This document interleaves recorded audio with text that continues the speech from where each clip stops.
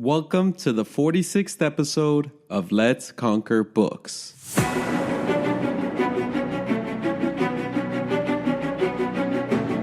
Hans Rosling, in his book Factfulness, said, "There's no room for facts when our minds are occupied by fear." In this episode, I talk about a quote by Jack Ma that reveals the power of empathy, which books are a great source to create and build empathy within yourself. So let's get into it.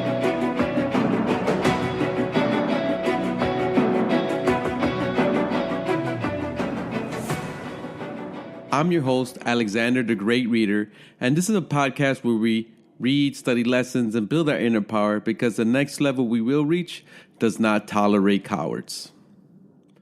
I was inspired to do this episode by a quote from Jack Ma. He is the founder and I think he's still the CEO of Alibaba, which is huge in China. He said, he believes no matter how smart machines are becoming, the world's biggest and most pressing problems will be solved not by machines, but by smart humans with the capacity for compassion, understanding, and of course, love. To Ma, this is the human secret weapon that will outthink machines and drive progress. So what I think is part of what he's saying is having empathy. And empathy is the ability to take the perspective of and feel the emotions of another person. I believe books are a great way to create empathy. The future is I don't want to say made easier, but a lot of jobs will be displaced. And AI is going to make our lives better in a certain way, but it is going to have some unintended consequences and some backlashes that affect a lot of our society, members of society. And I think that creating empathy is key to not only surviving, but thriving in an environment where AI is going to take a lot of the menial tasks. I read a book called Bullshit Jobs, touches on that. There's a lot of jobs that people do just because they have to pay the bills, but that they don't really necessarily like. So empathy is going to be key and is key to our futures, and books create empathy. I'm going to just mention some books that I've read that have created empathy in me. The first one is Just Mercy by Bryan Stevenson. What this book did was create an empathy towards injustice. Bryan Stevenson was a lawyer, or is a lawyer in the 80s in Alabama, where there's still a lot of racism and injustice in there. And reading the book, there was injustice in the way they were picking juries. They were purposely picking counties with more white people so they can get a majority white jury. The police and judges were making it difficult for the trial lawyers and Bryan Stevenson by their investigations not cooperating, defending the other side, taking the side of the prosecution. They wouldn't let supporters into the courtroom, supporters of the accused. Another injustice is how quickly they put mentally ill people in jail. When he started interviewing a lot of people that were in jail, he noticed that a lot of them were mentally ill and they shouldn't be in jail. And he saw that the court system was just processing these mentally ill people quickly just to get the trials over, get the convictions, but not really looking into what's wrong with this person who committed this crime or what has happened, because a lot of them had hard stories, hard things that happened to them. There was another injustice in the book of the police putting a 14-year-old in the cell. His father used to beat his mom. It wasn't even his father, his boyfriend's his mother's boyfriend beat his mom a lot. And one day she hit the edge of a countertop. She's bleeding. He freaks out and he shoots the guy, the boyfriend. And the boyfriend turns out to be either an ex or a cop. And they just treat this kid like crap. They put him in a jail cell with adults. Adults sexually abuse him. Just pure injustice. The police torturing their suspect till they get an admission of guilt. This is common. In the book, there's a story where they put the person who's being accused in the cell in death row all by himself and just making him go crazy until the point he said, you know what, I'll tell you whatever you want. Just get me out of here. That's very unjust. The second book is The Short and Tragic Life of Robert Peace by Jeff Hobbs. The empathy it created in me is that this person, Robert Peace, had no male figure for mentorship.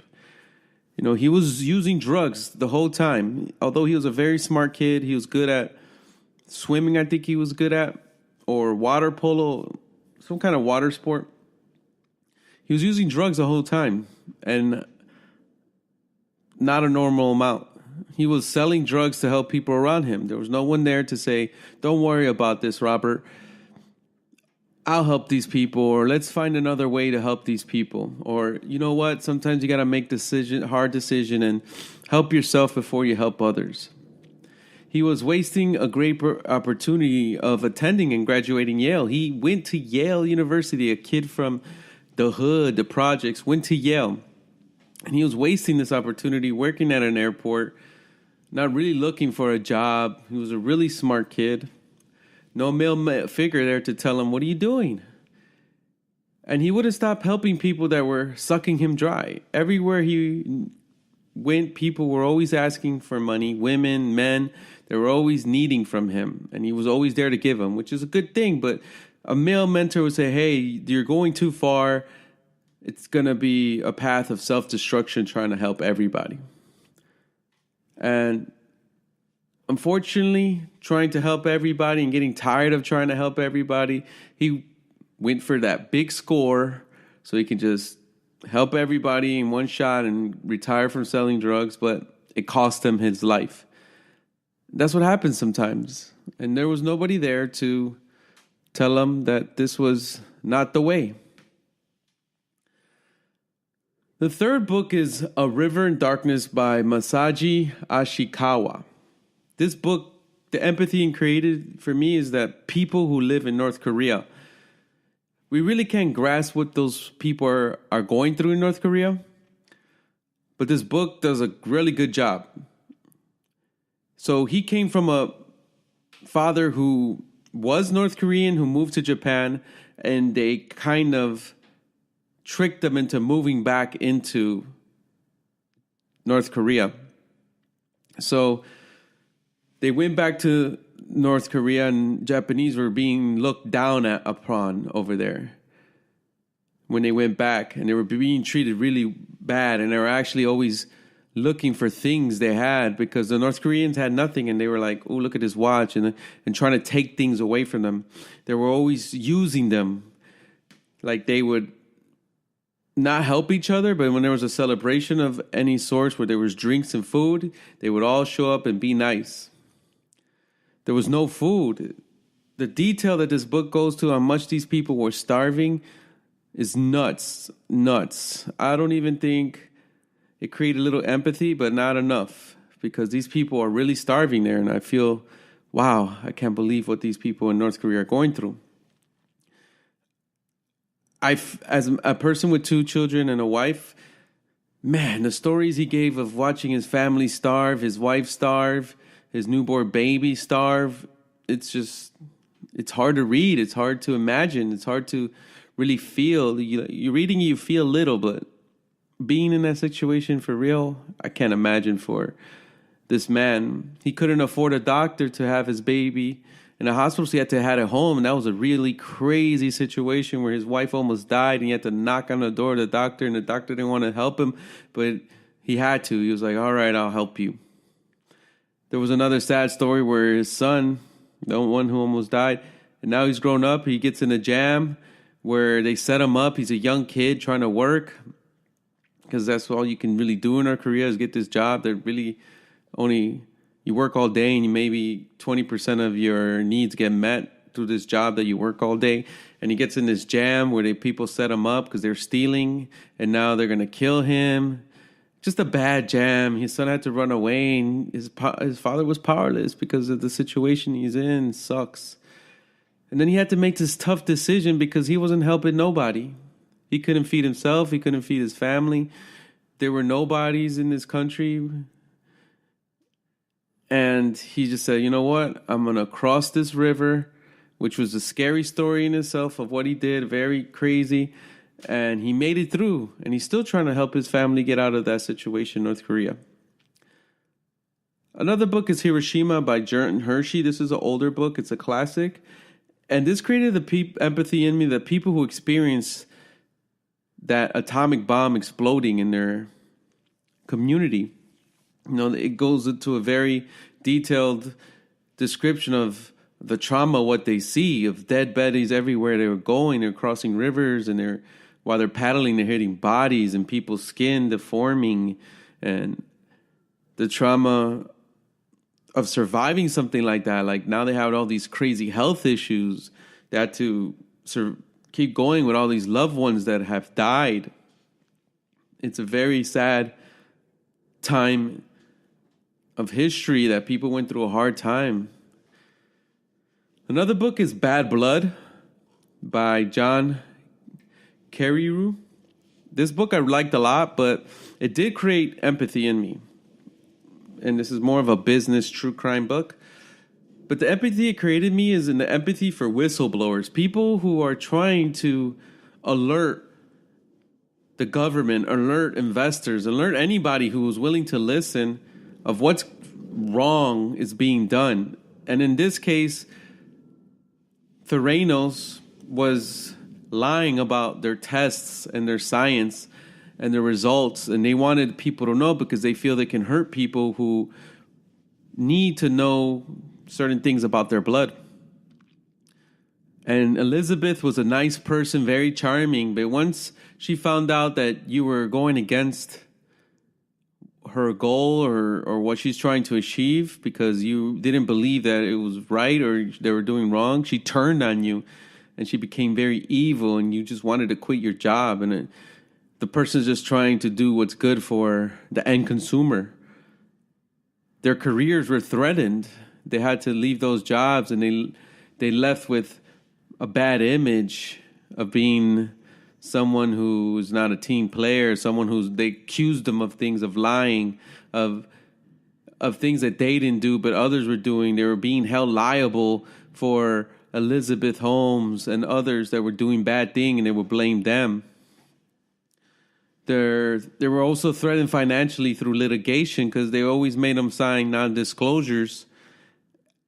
So anytime they would try to help, and they see this company keeps growing and growing, and they're starting putting these devices in Walgreens and CVS all around the country, they wanted to speak out, but the costs of going to court and fighting Theranos, who's giving lawsuits of violating their non-disclosures, would financially destroy them, and they didn't want to put their family through that.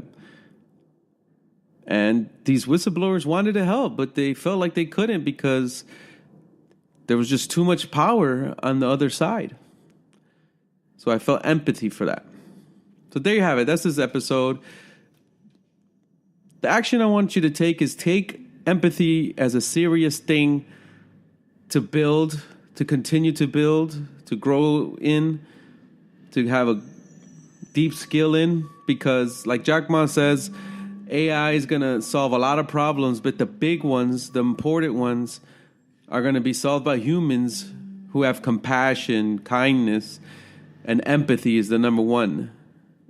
It's going to be a skill that's very valuable, and books will help you create that. So start creating empathy or more empathy by reading books and learn the way I learned, like the books I mentioned, read them the way I did and feel what those people are going through. And remember, your future depends on it, and it will guide you to work on solving problems that machines cannot. I want to thank you, the listener, for over 5,500 plays and downloads. My current reading challenge, I'm at 202 books out of 200, so I have met my goal. My goal was never 200. I just moved it up to, but I read 200 books. Crazy. And let's connect on Twitter, Instagram, Facebook. The links are all in the description. I spend the majority of my time on Instagram, so if you're a avid reader, someone who reads a lot, you're an outlier reader, a publisher, librarian, author, let's connect. I'm looking for show ideas, show interviews, and I'll catch you on the next one. Please subscribe to this podcast on iTunes, Stitcher, Google Play, Anchor, or any other podcasting platform so you don't miss the next episode where I talk about reading actually changes the wiring of the brain.